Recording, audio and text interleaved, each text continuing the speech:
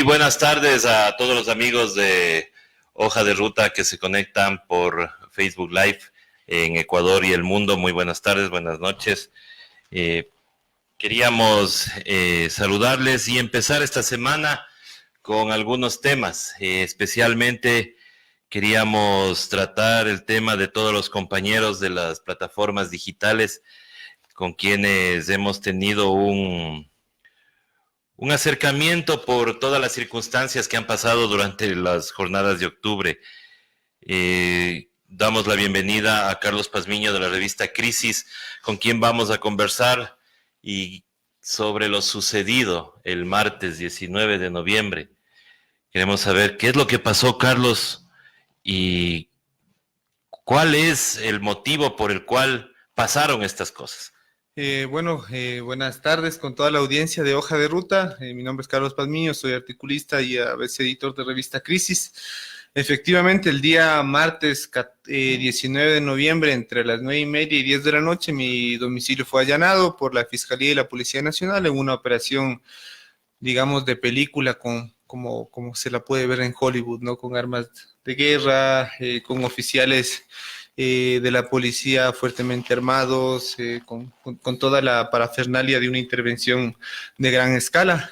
En el marco de estas, digamos, investigaciones por el presunto delito de rebelión que se imputan algunas personas en el país tras los sucesos del paro nacional del mes de octubre.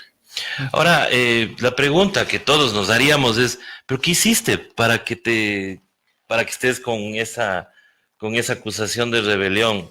¿Tú tenías armas? ¿Tú provocaste reuniones como para desestabilizar al gobierno? ¿Qué hiciste? Bueno, yo creo que hay algunas cosas en el marco de una investigación. Según lo que tengo entendido, no es propiamente una acusación por el delito de terrorismo, por el delito de rebelión, sino que soy uno de los sujetos que se encuentra en el marco de esta investigación por haber tenido, tengo entendido, por una llamada con alguien, ¿no? Entonces, esto digamos que levanta los indicios y levanta las sospechas sobre esta cacería de brujas que es persecución política, ¿no? Y ahí, ¿qué es lo que hemos hecho? Pues como medio de comunicación alternativo, lo que hemos hecho es cubrir. No sabemos si lo hicimos de la forma más profesional o no, los hechos tal y cual como sucedieron durante el paro nacional, con las herramientas que teníamos a la mano, con la poca o mucha experticia que podíamos tener, retratando los hechos tal y cuales como son, desde una perspectiva objetiva. Nosotros no creemos que el periodismo sea neutral, siempre tomamos posición. Por supuesto. Entonces, lo que hicimos fue retratar tal y cual como se estaban desarrollando los hechos, independientemente de nuestras perspectivas éticas o morales, y sobre todo llenando ese espacio grande que los grandes medios de comunicación obviaron, ¿no? En este cerco mediático que se levantó durante el paro nacional para que la ciudadanía no pueda enterarse de lo que estaba pasando en las calles de Quito y el país. Revista Crisis, ¿qué tiempo tiene funcionando? Bueno, es un periodo, tiene un periodo relativamente nuevo. Si no me equivoco, la lanzamos el 18 de marzo del 2018. Sí, claro, del 2018, tiene un poquito más de un año. Ya vamos a cumplir 2 años del siguiente. Y fue un proyecto periodístico, una revista de análisis político. Lo que nosotros tratamos de hacer es análisis para más o menos identificar qué es lo que está pasando, por dónde se puede ir y qué es lo que se puede hacer, sobre todo. Es una plataforma digital que se pudo constituir mediante la colaboración desinteresada y voluntaria de mucha gente que nos ayudó en la elaboración del diseño, en la elaboración de la página web. Todos quienes participamos en la revista no recibimos ningún tipo de subvención, salario, más bien nos toca aportar mensualmente para la manutención del servicio y del sitio. Y es básicamente eso, ¿no? Como nosotros lo hemos denominado, es periodismo militante. Claro, es más lo que nos toca hacer a todos, ¿no? Esta radio igual tiene que hacer las mismas maromas para poder funcionar. Pero, Carlos, o sea, no entiendo mucho el tema de por qué tú estarías involucrado. O sea, una llamada es motivo para que te involucren en una investigación. O sea, ahora va a dar miedo contestar las llamadas, pues entonces. Creo que hay elementos que pueden ayudar a sobredimensionar las cosas cuando se quiere buscar un culpable, ¿no? Entonces es evidente que este uso sobredimensionado de la fuerza, de la violencia que pudimos ver en el paro nacional y posteriormente en esta lógica de persecución, nos dice que el Estado se encuentra debilitado, su legitimidad se encuentra por los suelos y por lo tanto necesita recurrir al uso de la fuerza para poderse mantener. Evidentemente, en el marco de ese tipo de acciones que justifican su propia naturaleza, ser el ente que monopoliza la violencia, porque es el único ente que puede ejercer la violencia, de hecho, están tratando de amedrentar a la gente que de una u otra forma participó en este hecho. Nosotros obviamente lo hicimos desde la perspectiva del periodismo y pues bueno, toca ver cómo se va desarrollando la investigación, hasta dónde si nos llamarán, no nos llamarán, simplemente fue un allanamiento. Se llevaron, yo qué sé, el teléfono de mi hermana, la tablet de mi hermana, mi teléfono, mi computadora, que era mi instrumento de trabajo. Se llevaron un afiche de una movilización en Madrid que yo estuve en el 2016 que decía lucha por tus derechos. Se llevaron un cuaderno de apuntes de la Federación Ecuatoriana de Organizaciones Sindicales Centro Oriente. No sé, querían llevarse un afiche en alemán de un festival kurdo en Hamburgo del 2017 al que pude asistir, que era un recuerdo. Entonces vamos a ver, como decía la agente fiscal, estamos buscando indicios así sobre la rebelión, pero como tú sabes, la rebelión implica de que tú estás financiando y estás organizando un grupo armado cuyo objetivo es desestabilizar al Estado. Entonces ahí yo creo que, como decía acá el compañero minutos antes de empezar la entrevista, hay que buscar pues dónde está el armamento de guerra para poder desestabilizar el Estado. Es una teoría descabellada. Ahora, dentro de esos allanamientos también estuvo nuestro querido y directo amigo, el Juanito Paredes, ¿no? Sí. Entonces, Juan Paredes le encontraron lo que todos veíamos en su oficina, unas carabinas antiguas que tenía, y al parecer eso le inculpa. Con eso creo que han querido votar al gobierno según los fiscales. Pero bueno, cuéntame entonces, ¿se llevaron esas cosas? ¿Te han llamado? ¿Te han dicho cuándo vas a poder tú rendir versión? ¿O ya en eso queda? ¿O nunca más te van a devolver esos equipos? Bueno, quisiera como empezar por contando lo que pasó. Fue entre esa hora que había comentado, 9:30, 10 de la noche. Alcanza a ver dos uniformados, bueno, un uniformado y uno de civil en la parte exterior de la casa, y después de un estruendo, boom, ¿no es cierto? Entonces ingresan como en las películas, un operativo sobredimensionado. Creo que ahí hay que ponerse a pensar la eficacia de los aparatos de inteligencia o de escucha de la Policía Nacional. Tranquilamente sabían que me encontraba si no era con mis dos hermanas, con una de mis hermanas que tienen cierta edad, que están en la universidad y que a lo mejor eso podía causar un problema serio en su salud mental, en su salud física, etcétera, en la mía misma. Entonces, creo que fallaron los mecanismos de inteligencia de la Policía Nacional, como siempre, creo yo, del Interior, y se sobredimensionó el hecho, ¿no? Entonces entraron, no mentiría si diría que me golpearon, me maniataron, ¿no? Hicieron el procedimiento dentro del marco normal, pero sí hay que decir que si es que alguien entra a tu domicilio con armamento de guerra, con una 9 milímetros en posición de ataque, pues cualquiera se va a sentir aludido, cualquiera va a dudar, cualquiera va a volverse más lento. Es obvio, es una reacción al miedo. Luego que tú ya lo puedas ir procesando y puedas ir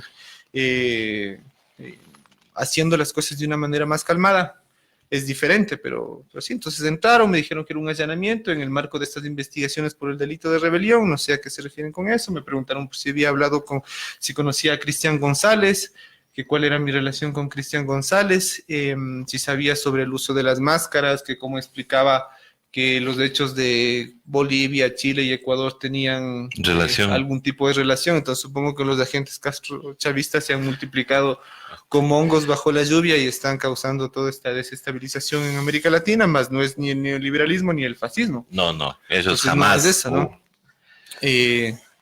Bueno, pues entonces continuaron, se llevaron estos objetos bastante chistosos. A la agente fiscal le decía que cómo se llevaba ese afiche, porque es un recuerdo de una movilización en la que estuve, y supo decirme en tono maternal que, bueno, pues ya está empacado, lo siento mucho. O sea, ya se llevaron. Claro, algo entonces, así, ¿no? Ahora respecto a si es que voy a poder recuperar esas cosas, no sé, no tengo un documento de respaldo. Ah, se llevaron así nomás. Nunca me dieron un documento de respaldo. Creo que esas cosas, espero equivocarme, podría ya darlas por perdidas. En todo caso, no, nunca he sido tan apegado a lo material, pero sí puedo decir que la computadora me...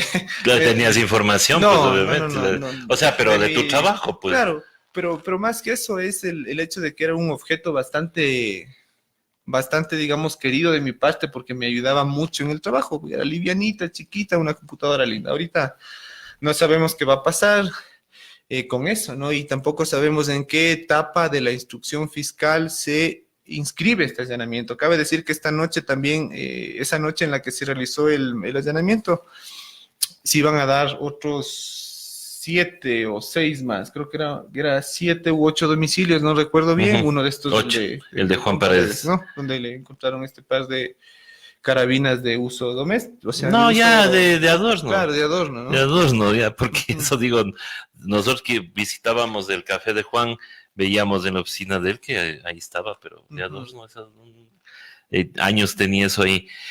Ahora, bueno, que es preocupante lo que nos está pasando porque, o sea, en este caso tú eres colaborador de una revista que efectivamente, y somos testigos que estuvieron en la cobertura, al igual que muchas otras plataformas. Esto es un atropello realmente al Estado porque mover tanto aparataje como para hacerlo mediático y decir, vean cómo estamos tras los, digamos, entre comillas, subversivos que están queriendo armar esto. O sea, porque yo le veo más un show como para desviar la atención. Obviamente están siendo afectadas personas, como en este caso tú, como Juan y como las otras 6 personas más que fueron allanadas sus domicilios, de lo cual no han encontrado absolutamente nada, pues. Creo que además de enmarcarse, digamos, dentro de este gran relato, hoy día pensaba que si esto fuera matemáticas, nadie podría comprobar que 1 más 1 es 3, ¿no es cierto? Uh-huh. Hasta ahora no han comprobado que 1 más 1 es 3, es decir, que la gente que está imputada efectivamente participó en el delito de rebelión que implica la creación de un grupo armado, o sea, es un delito tremendo. Claro. Implica el financiamiento, implica la infraestructura, implica el hecho de tener armamento, todo eso. Entonces no se ha podido comprobar. Lo que se ha podido comprobar por ahí son las cosas que se han visto en las redes sociales, que son cualquier vaina. Pero creo que se enmarca dentro de esta estrategia de generación de miedo, ¿no? Nosotros, al fin y al cabo, y hablando por mí, no sabemos en qué etapa, cuándo aparecerá, si nos llamarán a rendir versión, de qué es de lo que se imputa, cuáles son las relaciones, así. Me preguntaron, por ejemplo, el oficial que dirigía la operación, si es que conocía a alguna gente de Venezuela, etcétera. Entonces, yo cuando le debatía justamente que cómo es que se podía alegar que todo estaba interconectado, pues ya sabía que no nos íbamos a poner de acuerdo nunca, ¿no? Claro. Entonces tenemos perspectivas frente al hecho diferente. En este caso nosotros lo hacemos, bueno, yo profesionalmente desde el periodismo y la sociología tratamos de explicar lo que pasó y pues bueno, habrá que seguir viendo cómo se articula esto, qué es lo que pasa en la coyuntura. Lo que sí solicitamos es la solidaridad del caso. Esto nos puede pasar a cualquiera de nosotros. Efectivamente hay un uso exagerado de la fuerza y de los recursos del Estado. Y como decía, tenían que haber investigado quién era la persona, a qué hora se encontraba, quiénes se encontraban en este caso conmigo, qué es lo que podía pasar.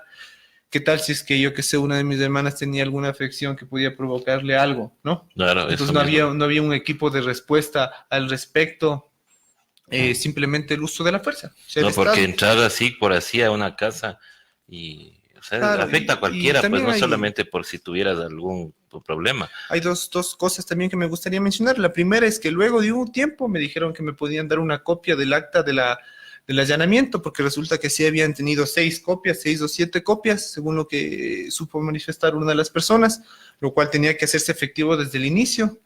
Segundo, y repito, no hay ninguna evidencia de lo que se fueron llevando.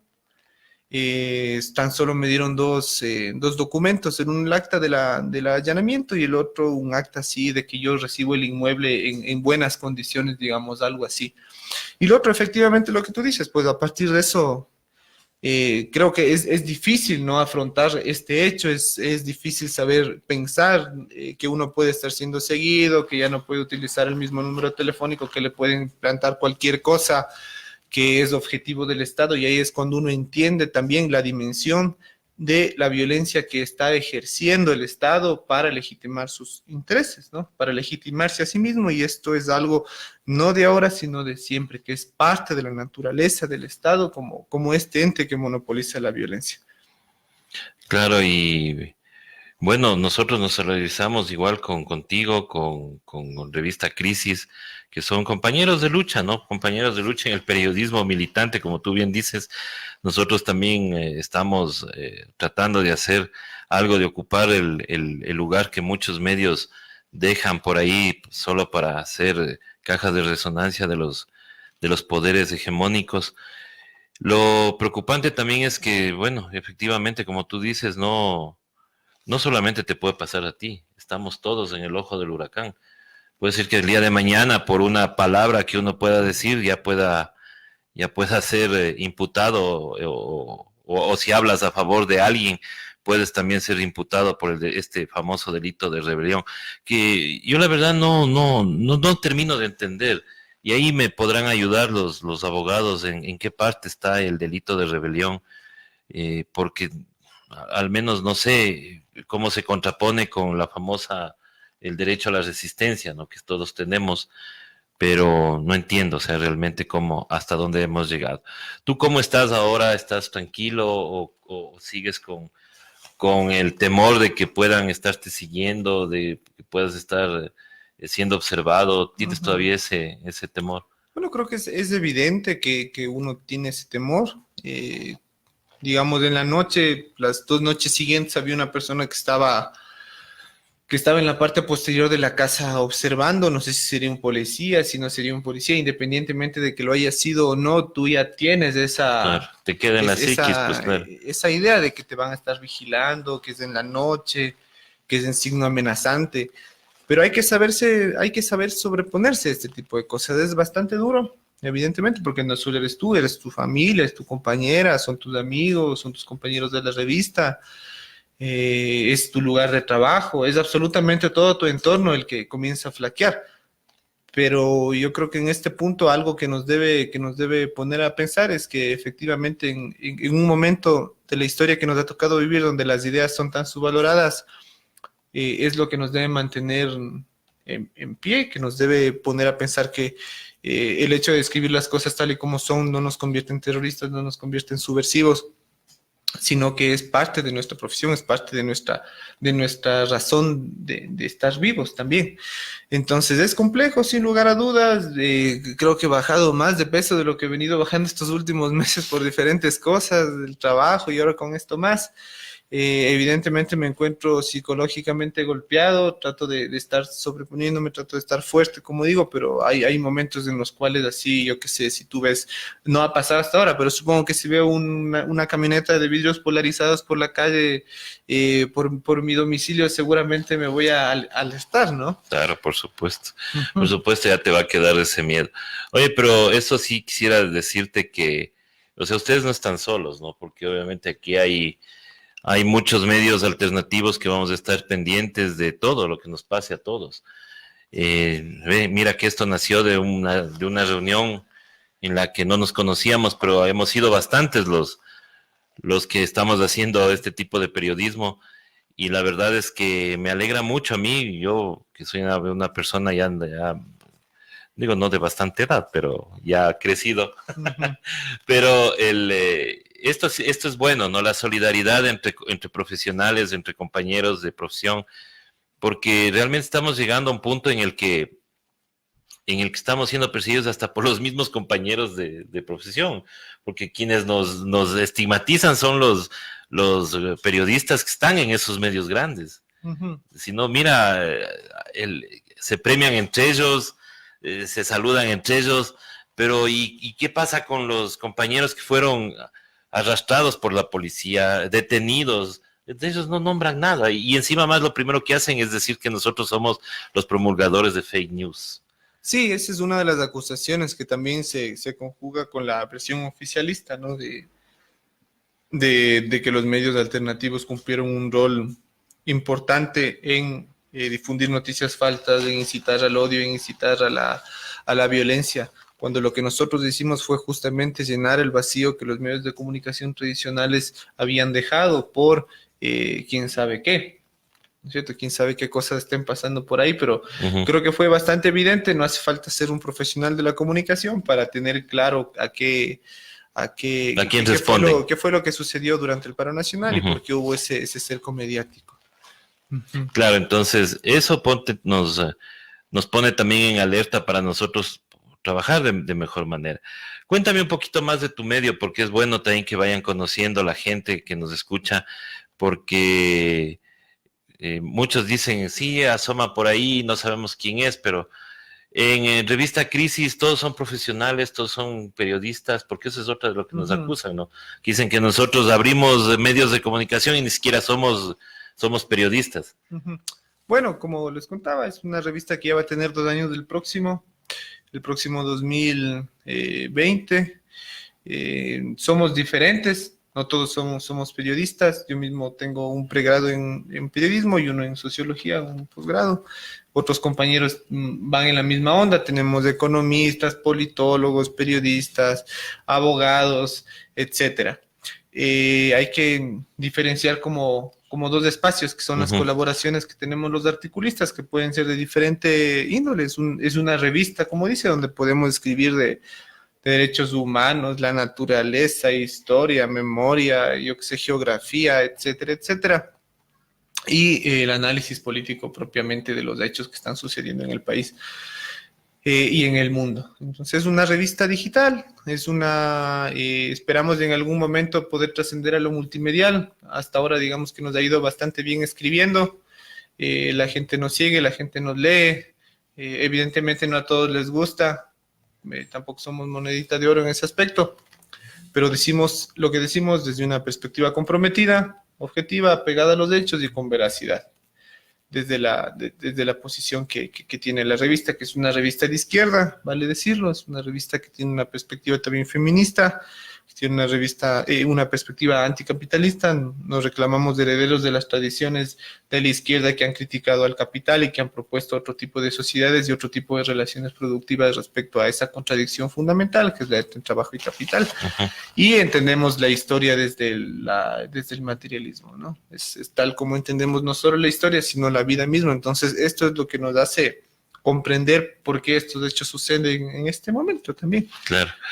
Ahora, ustedes, del equipo de ustedes, ¿ha habido alguna otra persona que ha estado involucrada en este problema de persecución o les detuvieron en las jornadas de octubre? Dos de los ex compañeros colaboradores, eh, uno de ellos bueno, fue detenido y a 3 personas de nuestro medio, incluido a mí, justo cuando terminó el paro comenzaron a aparecer algunos mensajes de nuestras redes de la revista están en una lista, Ujú. son agitadores, son terroristas, ya los tenemos fichados, O sea, cosas ustedes así. también estaban en la famosa lista que decían que... Claro, entonces esta página es una página en Twitter que se llama Enfoque S, Ah, sí, sí, sí, ya sabemos quién es, que porque sé. que nos ha estado ahí tildando de que estamos en una lista, ¿no? Entonces Ah, queremos sí. saber, queremos que se democratice la lista también para saber. Claro, pues para saber, Claro. y al joven que escribe en Enfoque C, que sabemos,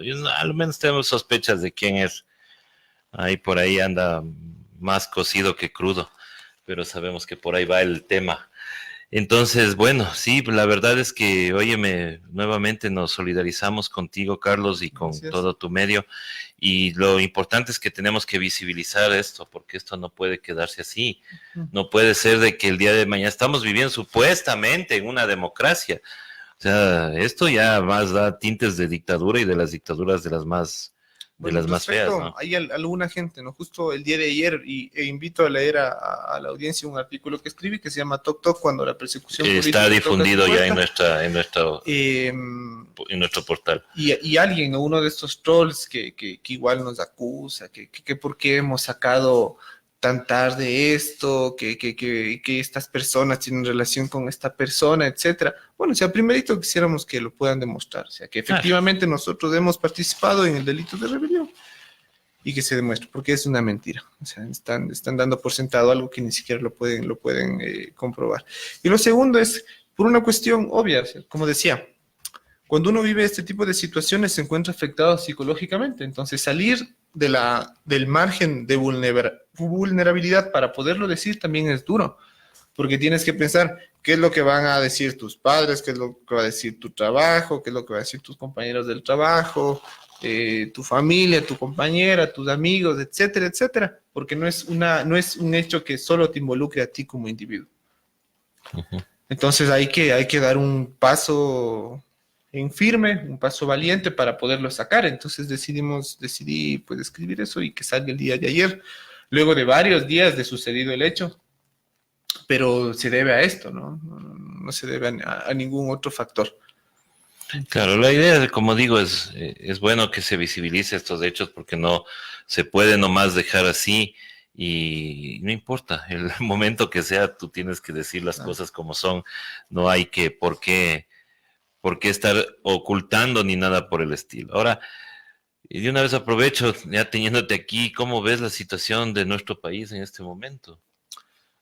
Bueno, nosotros hemos hecho algunos análisis, hemos colaborado algunas personas en la construcción de algunos documentos que han salido a título personal sobre qué es lo que está sucediendo, ¿no? Entonces, luego del paro nacional, que digamos sería una victoria a medias para los sectores populares porque no se pudo derogar del todo, no se pudo pedir la salida de ciertas personalidades del Ejecutivo que era clave para justamente evitar que este tipo de cosas pasen y que luego de todo el gran esfuerzo que hicieron los sectores populares, esto pueda tener otro rumbo.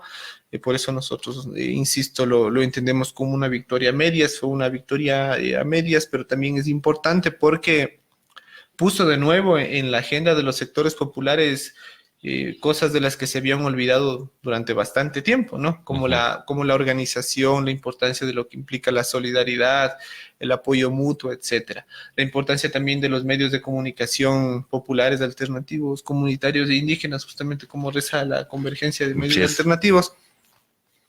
Pero lo que se viene es algo bastante incierto. Yo le decía el otro día a mi compañera en tono de broma que recién van a poner presidente los gringos en el 2021 y que este ciclo recién empieza acá. Entonces, por lo tanto, si es que somos así de pesimistas, diríamos que estamos en el minuto 1 de un partido bastante complejo que se ve. De lo contrario, si es que, digamos, ciertos actores políticos como el movimiento indígena o la revolución ciudadana, que sigue siendo y fue visibilizada aún más dentro del escenario político electoral, pueden salir. Por ejemplo, si Paola Pavón podría salir y estas otras personas podrían salir, esto podría equilibrar quizá la balanza de fuerza, ¿no? Pero dudo mucho que tal como estén las cosas puedan permitirse que un botín tan preciado se les vaya de las manos. Creemos que fue un proceso de aprendizaje importante lo que sucedió en octubre. Tiene que haber un proceso de autocrítica y sobre todo tiene que llamar a cuestionar esta dicotomía que a algunos sectores de la izquierda les fascina, esta dicotomía que es o eres correísta o eres anticorreísta. Y es una dicotomía torpe. Exactamente. Es una dicotomía que lo que hace es que los sectores populares, que las organizaciones progresistas, de izquierda, como se les quiera llamar, o sociales, tengan límites ficticios, que sí, evidentemente hay que tener una valoración de lo que fue el proceso de la Revolución Ciudadana, de sus aciertos, errores, de su falta de empatía con los sectores populares, con las organizaciones sociales, toda esa autocrítica que a veces a muchos nos parece que falta todavía en la Revolución Ciudadana. Yo le hice una entrevista a Paola Pavón algunos meses atrás y justamente le consultaba, es una entrevista que salió en nuestra revista, y ella lo aceptó, o sea, dijo, efectivamente, no construimos el poder popular, y se entiende que ellos a su vez han podido visibilizar la vorágine que es el manejo del poder, la relación entre el Estado y la sociedad. No es como dicen algunos populistas, digamos, de la teoría del populismo, que el Estado y la sociedad son entes que pueden llegar a interlocutar. Efectivamente sí, pero son diferentes y en muchos sentidos son antagónicos. Entonces, toca ir viendo cómo esto se rearma. Yo no creo que el movimiento indígena pueda solo. Yo no creo que tampoco la Revolución Ciudadana pueda sola. Tiene que abrir, tiene que ampliar, tiene que llegar a alianzas grandes, hay que bajar las tensiones, evidentemente, si es que a vos fueron y se te metieron a la casa y te fueron llevando a tus primos, tíos y lo que sea, como pasó en algunos episodios durante los 10 años de la Revolución Ciudadana, por supuesto que va a haber un resentimiento tenaz, y más aún si es que no ha habido cierta autocrítica, pero yo creo que esa no es la discusión en este momento, y creo que hay también mecanismos para poder saldar estas y limar las perezas. Limar las perezas. Pero claro. aquí la cosa súper objetiva es que estamos ante un escenario aterrador en el 2021, estamos con los pantalones en las rodillas, y lo que deberíamos hacer es llamar a un proceso de unidad amplio de los sectores populares, de los sectores Y dejando egos a un lado, dejando ese yoísmo que se decir, no, yo nomás, eso deberíamos dejar a un lado. Y tú, en tu análisis podrías ver una tercera, digamos, ya no llamarle tercera vía, pero como decir un outsider que salga, pero ponte de la izquierda. ¿Crees tú que haya por ahí alguno?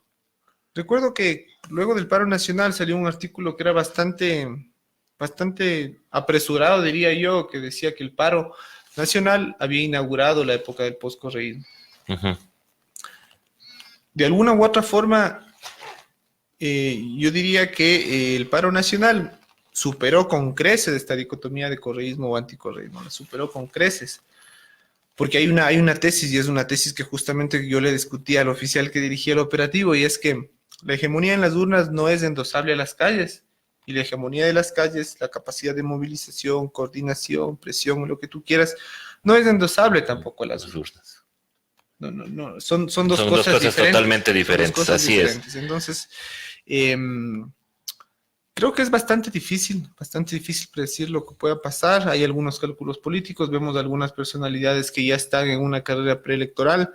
Creo en lo personal que no van a tener la capacidad completa de poder ganar las presidenciales. Quisiera equivocarme y espero equivocarme con el movimiento indígena.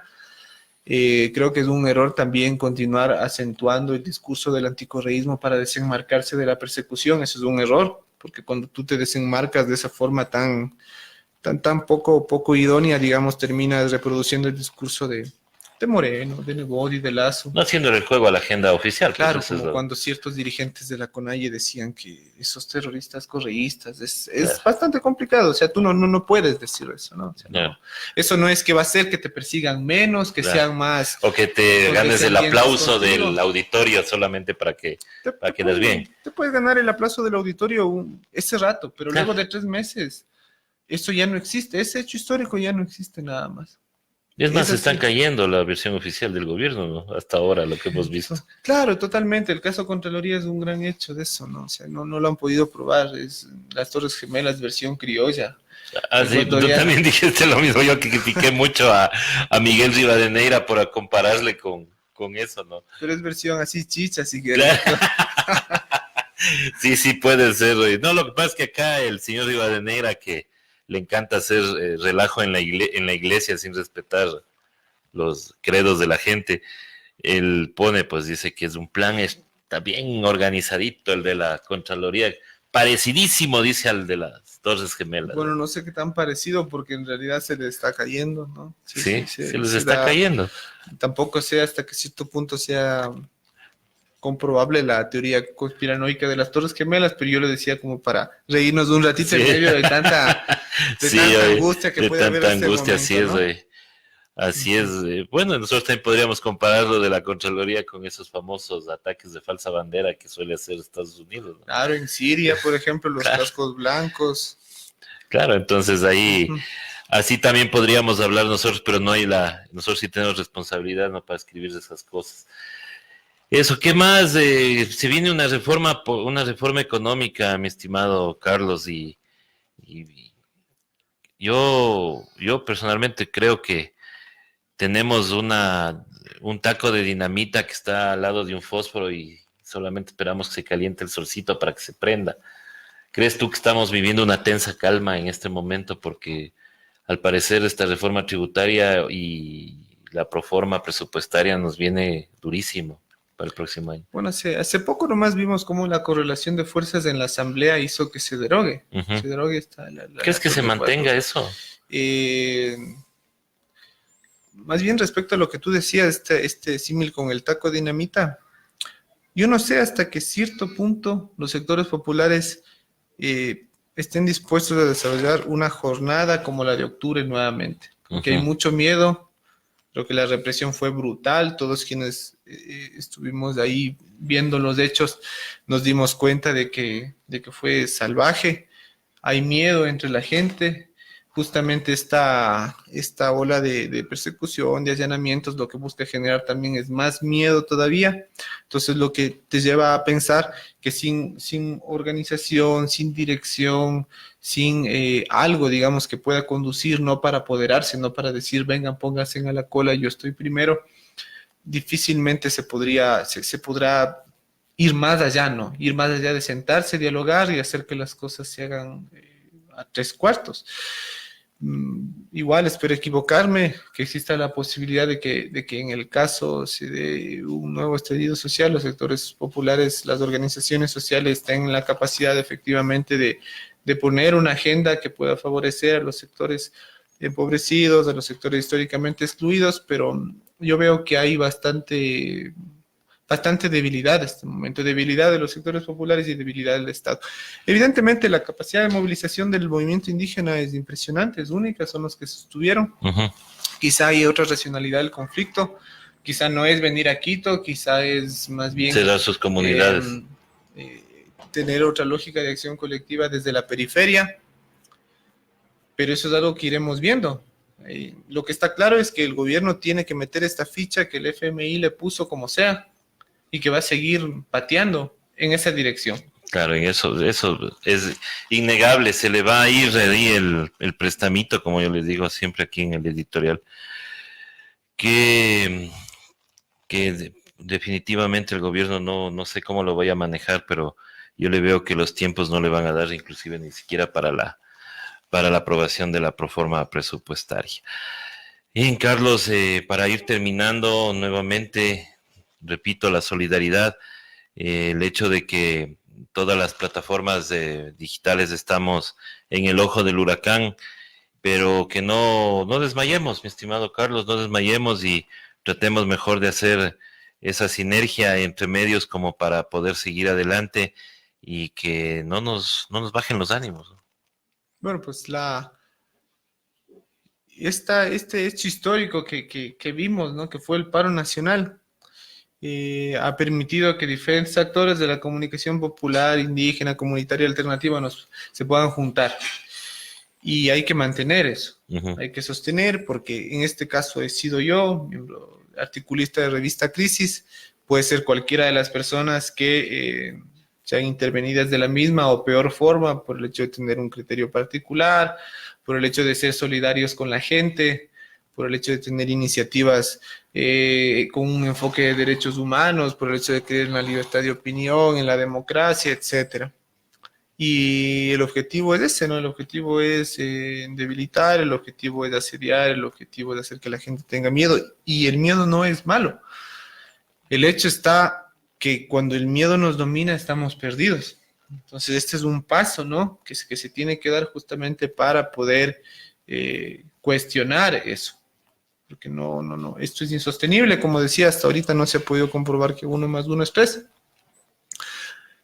No se sabe, según lo que se lee en los medios, los abogados de las personas que se encuentran en este momento con prisión preventiva no pueden acceder a las pruebas del caso.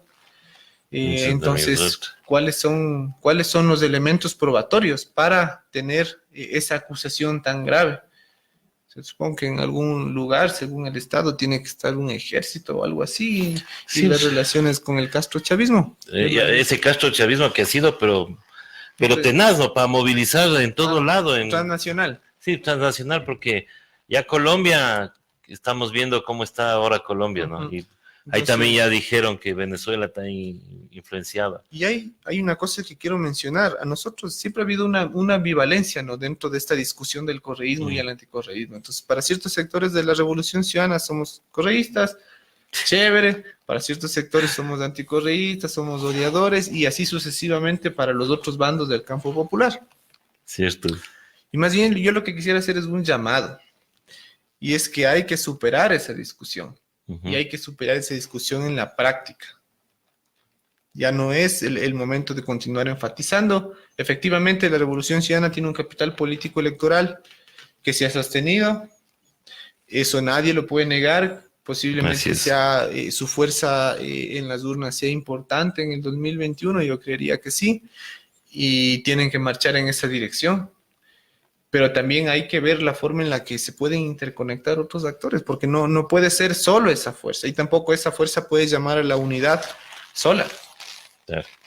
Entonces hay una tarea bastante grande en el mediano plazo, que ya no es nada, que es un corto plazo. Tenemos menos de un año, ¿no?, para empezar el año electoral. Y que debe convocar a la gente que crea en la democracia, que crea en los derechos humanos, que crea en la libertad de opinión, que crean en la posibilidad de que podamos vivir en condiciones dignas, que podamos tener un empleo digno, un salario digno, que podamos comer alimentos sanos, que las mujeres no tengan que poner en riesgo su vida cuando ponen un pie fuera de la casa, etcétera. Y esa es la gran tarea que nos atañe en este momento. Yo pensaba que el escenario en el 2021 es bastante jodido. La gente tiene que dar ese salto de madurez para poderlo enfrentar. Honestamente, yo no sé si es que muchas de estas personas, digamos, del ambiente de la política están dispuestos a darlo, pero hay que promover, porque si no son ellos, deben ser otras las voces las que les jalen las orejas y les digan, bueno, pues esto quizá va por acá. Y bueno, pues para ir cerrando, agradecer el espacio. En estos días también estaré en Radio La Calle, me parece que el día miércoles a las 12 de la mañana, hablando sobre lo mismo. Estamos buscando los espacios posibles para visibilizar este hecho que ha sucedido. No soy solo yo, evidentemente, son más personas. Sería también importante que estas otras personas puedan venir, puedan hablar. Conocimos el caso de Juan Paredes porque fue lo único que salió en los medios de comunicación. Cabe decir, como mencionamos de un inicio, esto no se supo. Esto fue un día antes de la audiencia de las personas que han sido procesadas.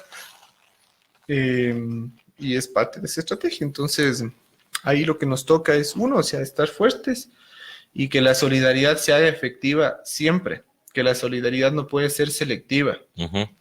No es que ahora son los correístas, antes eran los comunistas, los anarquistas, los adoradores del diablo, los que comían niños. Ahorita los correístas son un chivo expiatorio, y sobre todo que si vos no eres correísta, te van a hacer correísta. Claro. Ya, para endosarte eso. Si vos viste hace unos días, justo en la semana que pasó eso, yo estaba bastante impresionado porque aparecieron por la casa algunos grafitis que decían Dávalos Isa, igual Correa, por ejemplo. Así, Vargas igual terrorista. Y si no ponían ¿cómo es? Binomio para el 2021, Vargas Glass ponían esas cosas como esas. Entonces es una campaña de miedo. Claro. Es una campaña de miedo, es una campaña para que la gente se sienta aludida, es una campaña para desmoralizar, es un conflicto de baja intensidad que responde a lógicas, no sé si decir de guerra, diferentes, con estrategias y tácticas que... Recuerda que estamos viviendo la guerra de cuarta generación, ¿no? Entonces ahí hay que estar atentos a estas cosas, a estos detalles, no hay que desmayar, tampoco hay que ser torpes. Eso es una cosa que a los medios de comunicación alternativos también a veces les falta, digamos, tener un juicio, porque el hecho de ser militante no implica arriesgar o decir cosas que pueden ser comprometedoras e innecesarias, ¿no? Así es. El hecho de que nosotros analicemos la realidad tal y como es no implica de que llamemos a tomar posiciones que quizá en algún momento de la historia aparecieron como posibles, pero que en este momento, ¿no? En este momento es la contienda democrática. Nos guste o no nos guste, las cosas están así. La lucha es en las urnas, como bien dicen algunos. Sí, querido Carlos, muchísimas gracias. Nuevamente, bienvenido acá. Esta es tu casa. Y a todos los amigos de las plataformas digitales, Hoja de Ruta siempre estará con las puertas abiertas para que ustedes vengan y visibilicen cualquier situación que esté sucediendo en la coyuntura del país. Nuestra misión, como siempre les hemos dicho, es dar insumos a las personas que nos escuchan para que puedan tener estos insumos y debatir, y poder debatir con las personas que a veces creen mucho en los grandes medios.